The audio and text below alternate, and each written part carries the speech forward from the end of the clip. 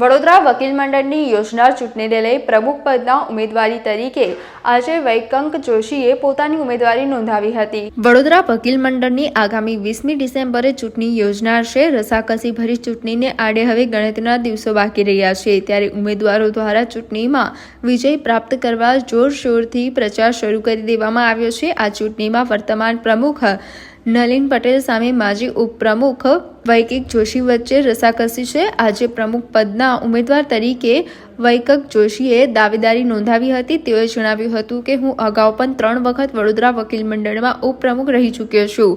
બારના ઘણા કામો કર્યા છે। આ વખતે ઊભા રહેવા પાછળનો ઉદ્દેશ્ય એક જ છે, વકીલ હિતના કામો કરું, વકીલોને ગ્રુપ ઇન્સ્યોરન્સ મળે તેવા પ્રયત્નો કરવા છે। જુનિયર વકીલશ્રીઓને દર શનિવારે માર્ગદર્શન મળે તે માટે સિનિયર વકીલોના માધ્યમથી ક્લાસીસ લોન્ચ રાખવાનું નક્કી કર્યું છે। વકીલોની સમસ્યાનું નિરાકરણ લાવવા તેઓ પ્રયત્નશીલ રહેશે તેમ જણાવ્યું હતું। વૈકંક જોશી આજે મેં વડોદરા વકીલ મંડળમાં પ્રમુખ તરીકેની દાવેદારી નોંધાવેલી છે।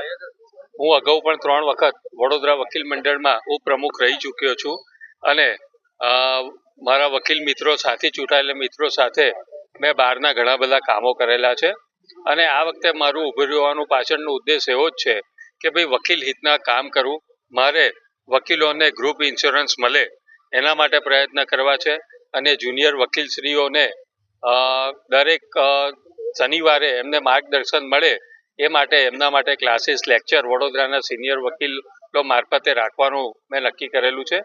હું વડોદરા શહેરમાં નિયમિત વકીલાત કરું છું અને રોજ સવારે 11 થી સાંજે 5 વાગ્યા સુધી લગભગ કોર્ટમાં હોઉં છું, એટલે મારા સાથી વકીલ મિત્રોને જો કોઈ તકલીફ પડે તો હું સતત કોર્ટમાં અવેલેબલ હોઉં છું અને એમનું સમસ્યાનું નિરાકરણ લાવવા માટે સમાચારોના સતત અપડેટ મેળવવા માટે લોકમત ન્યૂઝને YouTube ઉપર સબસ્ક્રાઇબ કરો, બેલ આઇકોન દબાવો અને અમારી સાથે જોડાયેલ રહો ફેસબુક, ઇન્સ્ટાગ્રામ અને ટ્વિટર ઉપર।